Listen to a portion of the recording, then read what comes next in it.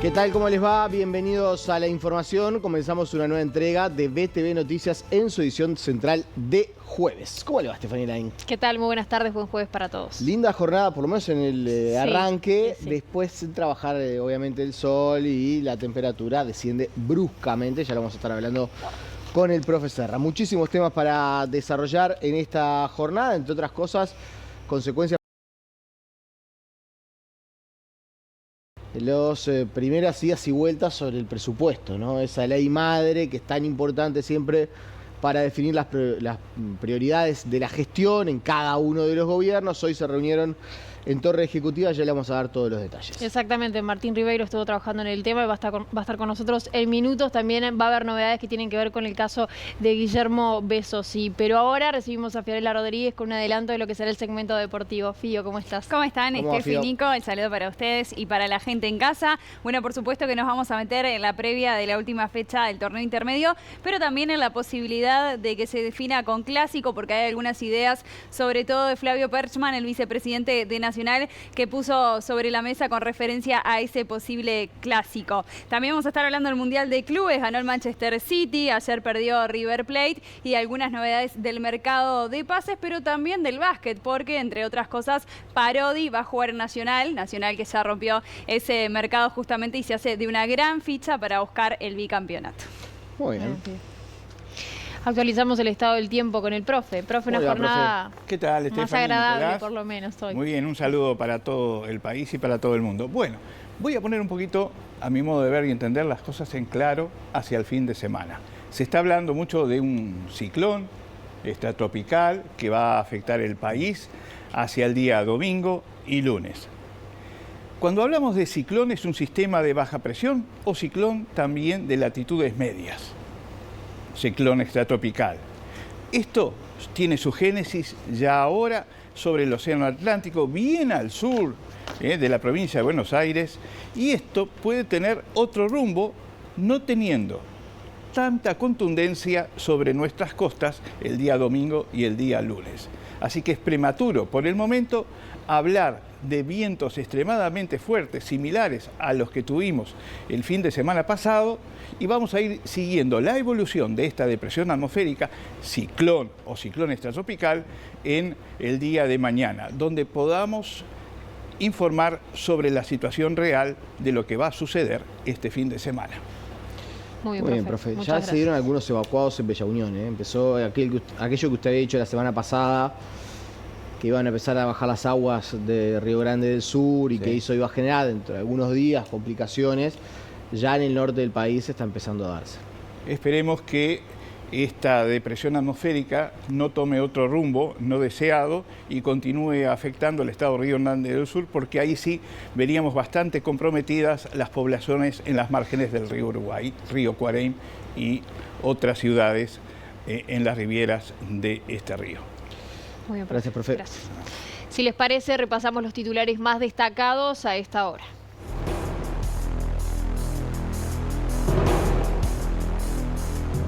Se reunió el Consejo de Ministros con el presidente Orsi. Entre otros asuntos, presentaron un documento con pautas con vistas al próximo Consejo de Salarios, Móvil en Vivo. En su columna semanal, además de noticias, el periodista Raúl Ponce de León analiza el equilibrio del presidente entre las visiones de O'Donnell y Castillo para fijar las próximas pautas salariales. El ministro del Interior, Carlos Negro, asiste a la Comisión de Seguridad del Parlamento para presentar el Plan de Seguridad Pública, Móvil en Vivo. La justicia decide si el intendente electo de Soriano, Guillermo Besosi, puede regresar a la intendencia, Móvil, de Carlos Hornos. En nuestra entrevista central, Nicolás Núñez recibe a la futura directora de Desarrollo Sostenible de la Intendencia de Montevideo, Silvia Nane.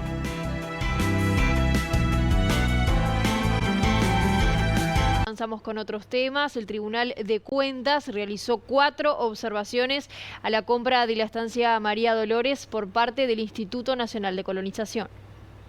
Suscribieron a la resolución en mayoría los ministros designados por el Partido Nacional y el Partido Colorado, así como el presidente del tribunal, Francisco Gallinal. En tanto, los ministros designados por el Frente Amplio votaron de forma negativa a la resolución. El Tribunal de Cuentas realizó 4 observaciones a la compra de la estancia María Dolores en Florida por parte del Instituto Nacional de Colonización. La primera hace referencia a la normativa nacional respecto a la compra directa. Los ministros entienden que la ley le exige a Colonización que la adquisición de las tierras debe aprobarse con los votos de 4 de los 5 miembros del directorio de Colonización. La compra de 4.404 hectáreas por 32 millones de dólares tuvo 3 votos de los 5 integrantes del directorio. La segunda observación refiere a la prenda sobre el sistema de riego y si la misma está incluida o no en el precio pagado. La tercera alude a la disponibilidad presupuestal del organismo. El tribunal entiende que a la fecha de dictado del acto de la compra, el instituto no contaba con disponibilidad presupuestal suficiente a fin de afrontar el gasto. La última realizada por el tribunal indica que el gasto supera la asignación anual del organismo para los gastos de inversión. En su cuenta de X, el senador del Partido Nacional, Sebastián da Silva, celebró la postura del Tribunal de Cuentas y anunció que en caso de que el Instituto de Colonización continúe con el proceso de compra, se evalúa un llamado al sala al ministro de Ganadería, Agricultura y Pesca, Alfredo Frati.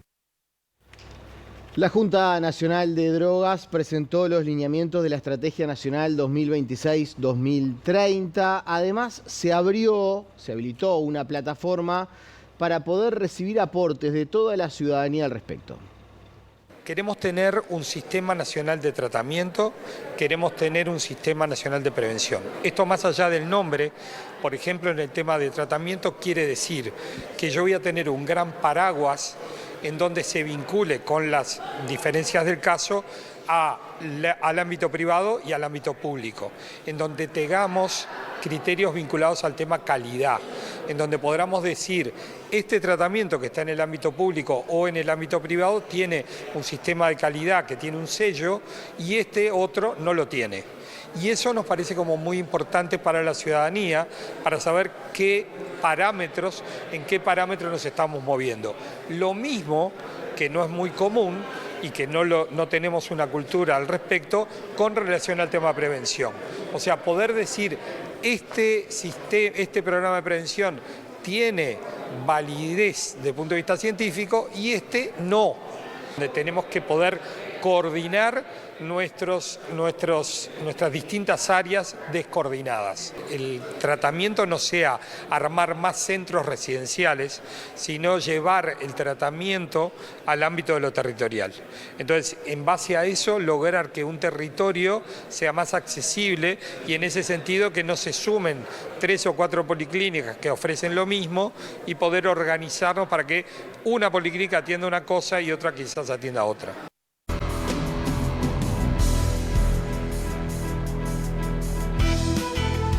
Nos vamos al Ministerio de Economía. Está hablando el ministro, lo escuchamos. Hablamos muchas veces a lo largo de estos meses desde que asumí. Ministro, por acá ya que apelamos a su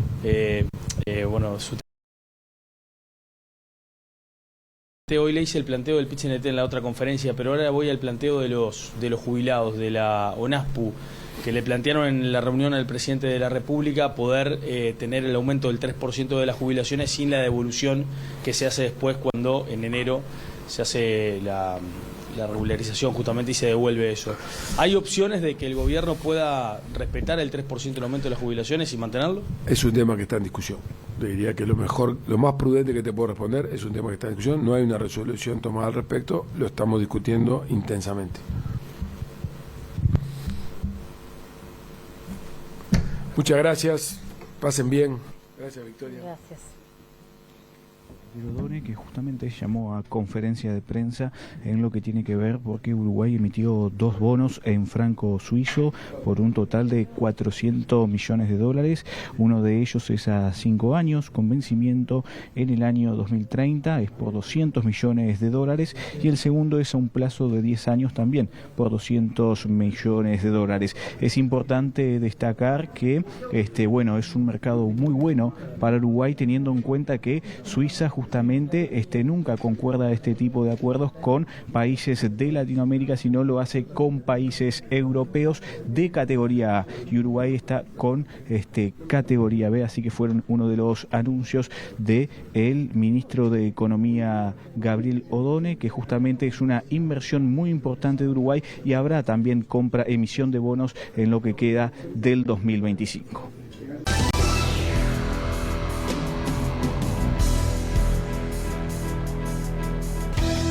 Momento de análisis internacional aquí en BTV Noticias. Establecemos contacto con la República Argentina, más precisamente con Claudio Fantini. Claudio, estás del otro lado, ¿cómo estás?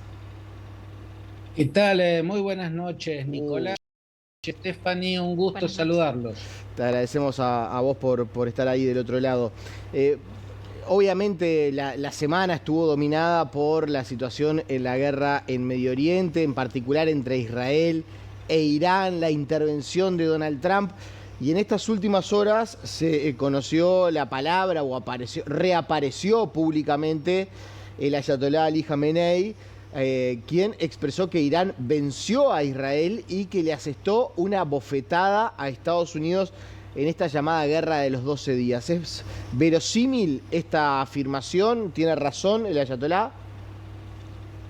Yo creo, Nicolás, que está muy lejos de reflejar la realidad que me parece apreciable desde todos los rincones del planeta, o sea, visible desde todos los rincones del planeta.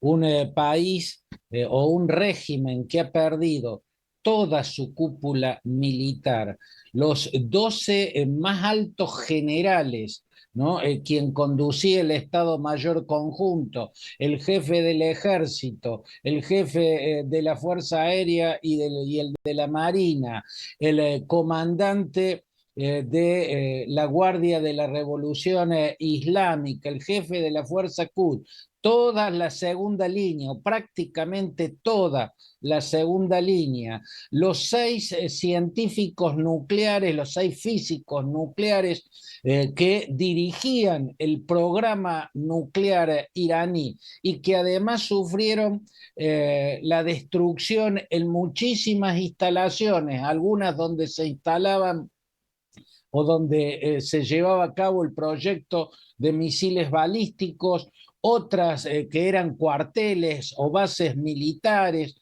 radares. De ningún modo puede hablar de una victoria, ¿no? Por haberle destruido edificios a Irak, aunque hubieran sido muchos más de los que les destruyó, que de todos modos no fue poco. Y ese fue el logro de Irán, que sus misiles balísticos pudieran eludir en un 10% las 3 capas del escudo que protege a Israel. El sistema Arrow, que es el que ataja o intercepta los misiles de largo alcance, los misiles balísticos que suben hasta la estratosfera, el sistema Onda de David, que es el que ataja los misiles o intercepta los misiles de mediano alcance, y finalmente el Iron Dome, que es el de los de corto alcance, que en este caso prácticamente no existieron, ¿no? Porque no llegó ninguno desde el Líbano ni ninguno desde la franja de Gaza. Sin duda que pudo infligir un daño a Israel porque dañó la imagen de invencibilidad que siempre tuvo Israel. Nunca el mundo había visto imágenes de destrucción en Tel Aviv, en Haifa, en Beersheba, en estas importantes ciudades israelíes. Nunca había sido visto.